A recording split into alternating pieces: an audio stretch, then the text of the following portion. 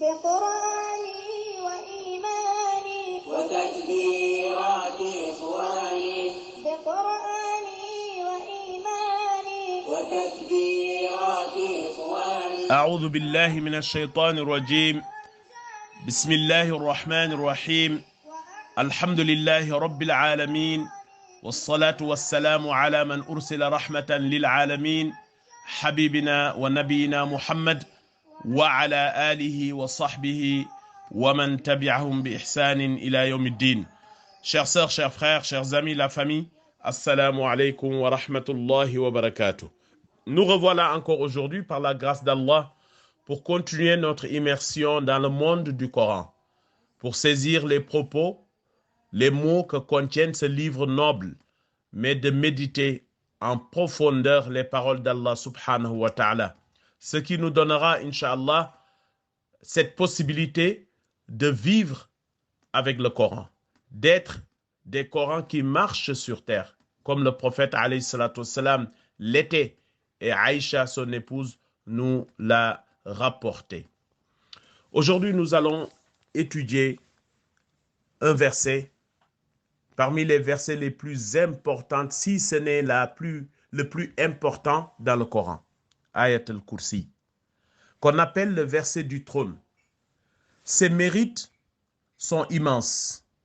Ses mérites sont grandioses. C'est le prophète alayhi salatu wassalam qui nous le dit. C'est pourquoi il est du devoir de chaque musulman d'apprendre ce verset, de méditer sur ce verset, mais surtout de prendre ce verset pour qu'il l'accompagne quotidiennement. Ayatul Kursi, chères sœurs, chers frères, chers amis, la famille, nous l'avons choisi aujourd'hui parce que c'est une prière. Parce que tout simplement, c'est une protection venant d'Allah subhanahu wa ta'ala. Les mots qui composent ce verset sont tellement forts, sont tellement nobles, qu'il n'y a aucune personne, aucun croyant qui s'arme de ce verset, sauf cette personne verra les bénéfices que couvre Ayatul Kursi. Ce verset, ce n'est pas une sourate, comme nous l'avons dit dans d'autres leçons. Il y a des versets, il y a des sourates. Les sourates sont composées de versets.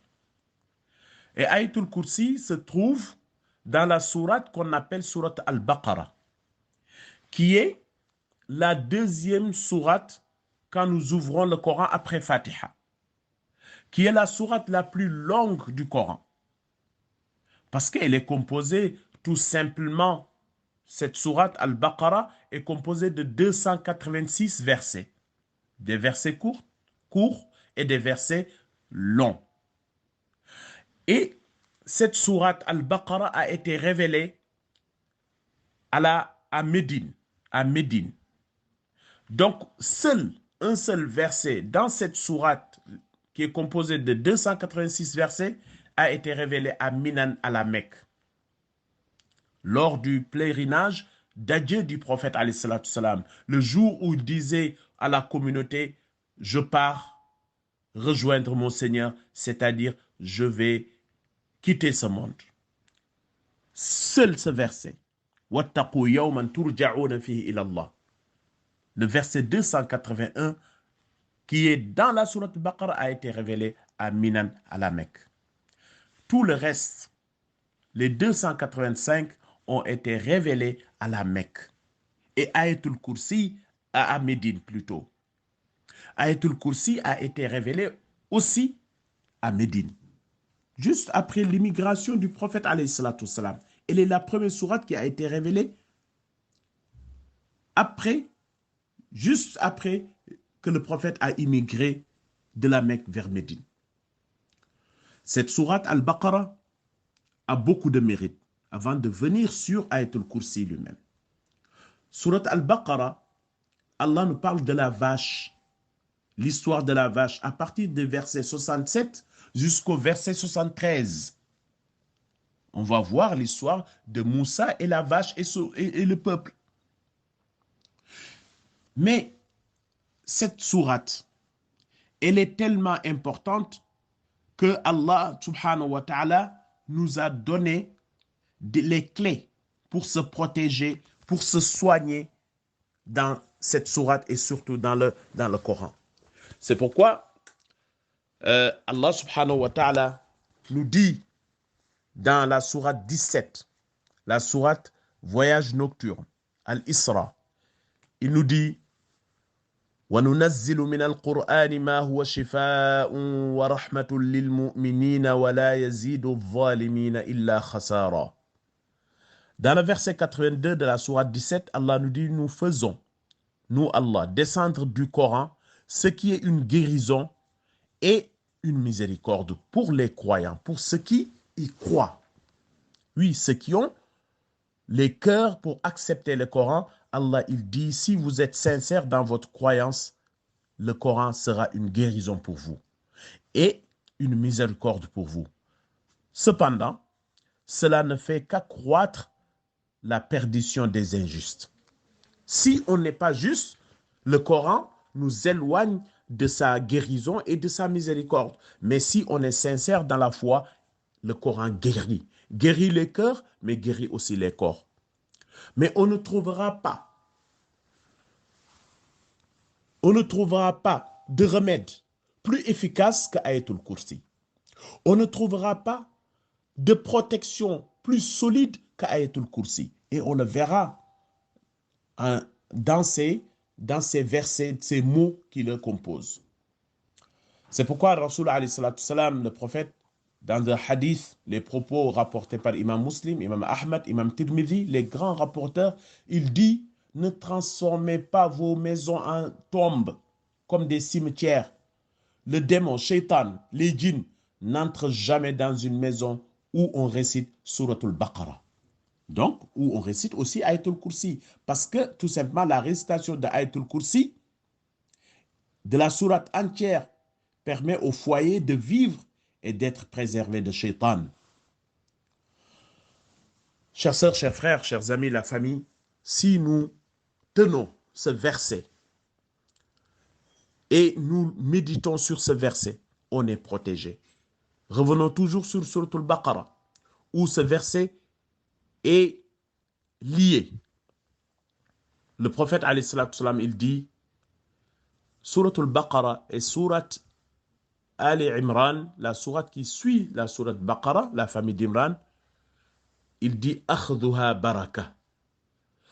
Le tenir, le saisir est une bénédiction. Wa tarkuha khasara. Et il nous dit le fait de délaisser la sourate Al-Baqarah, c'est une perdition. Wala tastati' al-batala. Et personne, aucun sorcier, aucune personne qui veut du mal, la sorcellerie ou les mauvais œils ou tout ce qui peut affaiblir l'être humain ne pourra atteindre quelqu'un qui lit Suratul Baqarah. C'est pourquoi on dit que le Coran est une guérison, mais c'est une miséricorde, un guide. Le prophète alayhi salatu salam nous dit, personne ne pourra vous atteindre. ولا تستطيع البطلة يعني البطلة il dit sahara hiya sahara, ça veut dire c'est tout simplement la sorcellerie, mais tout le mal qui existe quand on lit, on est attaché avec Suratul Baqarah, on n'est pas touché par le mal. Et pourquoi ça? Parce qu'il y a le moteur qui est dans Suratul Baqarah, c'est Ayatul Kursi.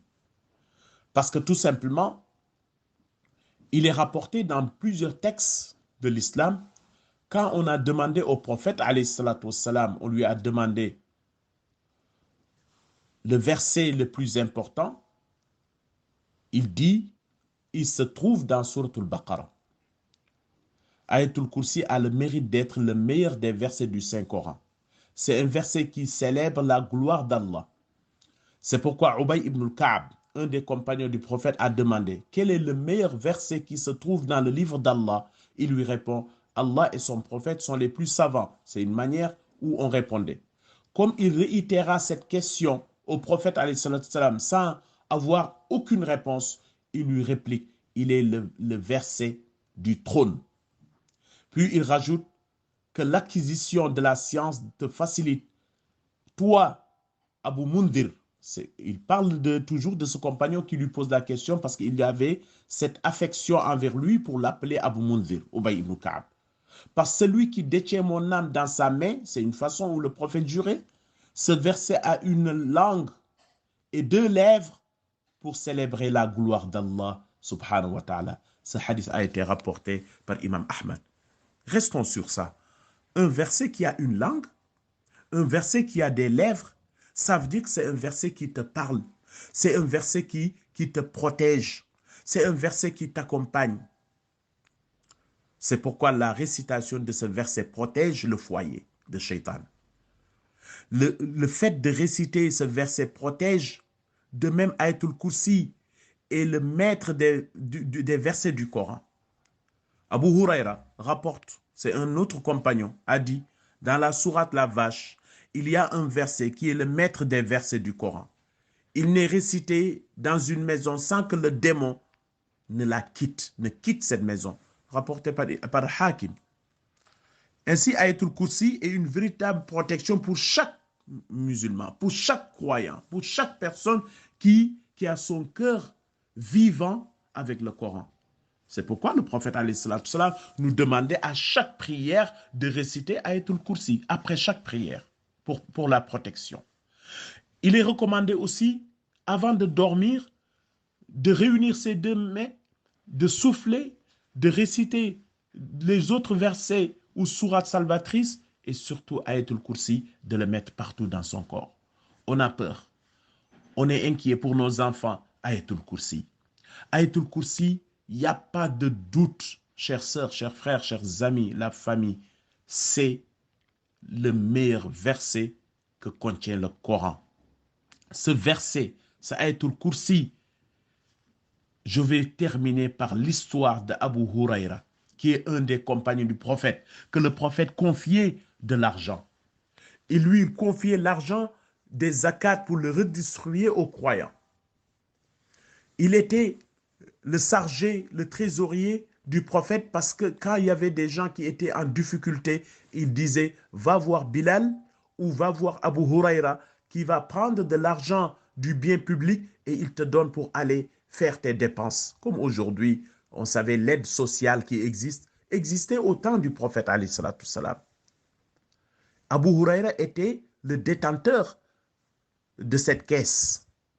Et un jour, il y a un être bizarre qui est venu rendre visite à Abu Huraira chez lui. Abu Huraira qu'on appelle Abdurrahman ibn Sakhar ad-Dawsi. Et là, il est inquiet. Et comme il avait la foi, et comme c'était un homme qui n'avait pas peur à affronter cet être lui dit, excuse-moi, je me suis introduit chez toi. Un hadith sahih. Je me suis introduit chez toi parce que je voulais voler l'argent que le prophète t'a confié. Mais tu es qui? En réalité, je suis un djinn. Nous vivons avec vous comme les êtres humains. On a des besoins. On vit comme vous. Même si on est un peu différent, mais on est là. Suratul Djinn, il y a une sourate qui s'appelle Suratul Djinn. Donc, le croyant doit croire à l'existence des djinns. Abu Huraira lui dit, maintenant je vais te prendre, je vais t'amener vers le prophète alayhi salatu salam parce que Muhammad est le prophète aussi des djinns, des hommes athaqalayn. Al-ins wal djinn, min al-jinnati wal nas. Donc, Abu Huraira est parti lui dire, je vais t'amener au prophète. Il lui supplie, le djinn lui supplie, lui dit, ne m'amène pas parce que je sais ce qui m'attend. Je viendrai plus chez toi pour faire quoi que ce soit. Abu Huraira part voir le prophète sans le djinn et lui dit, il lui regarde dans les yeux, premièrement. Il regarde le prophète et le prophète sourit parce qu'Allah lui a fait savoir ce qui s'est passé. Tu n'as pas eu une visite cette nuit? Bien sûr, le prophète, comment tu le sais? Allah m'a fait savoir ça. Alors, qu'est-ce qui s'est passé? Il m'a dit ceci, ceci. C'est un menteur, le prophète lui dit. Il reviendra te rendre visite.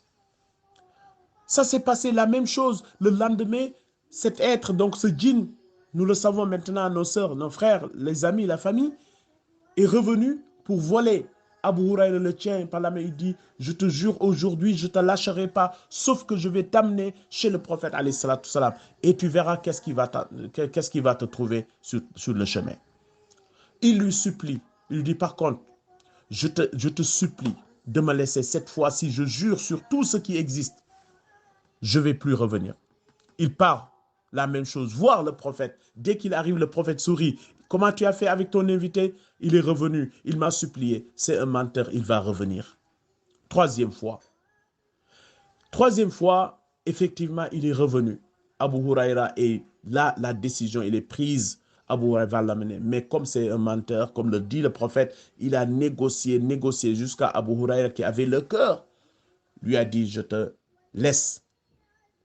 Mais il lui dit, je vais te dire quelque chose. Tu vas dire quelque chose, si tu le dis, c'est pas que je ne vais pas revenir, mais c'est que je ne pourrai même pas revenir. Cette chose va m'empêcher de revenir. Il lui dit, c'est quoi? Il dit, récite Ayatul Kursi. Juste tu récites Ayatul Kursi, je ne pourrai pas. L'Ayatul Kursi va m'enchaîner. Moi, le djinn, je ne pourrai pas revenir. Et Abu Huraïra part voir le prophète. Il lui dit, comment tu as fait avec ton ami? Ah, la même chose. Mais par contre, là, il m'a donné quelque chose qu'il ne m'a jamais dit. Qu'est-ce qu'il t'a dit? Il m'a dit de réciter Ayatul Kursi. Si je le récite, il ne pourra plus venir. Il dit, c'est un menteur, mais là, il a dit la vérité. Chères sœurs, on reviendra sur Ayatul Kursi. Allahumma salli wa salli wa barik ala nabina Muhammad wa alihi wa sahbihi ajma'in. Wassalamu alaikum wa rahmatullahi wa barakatuh.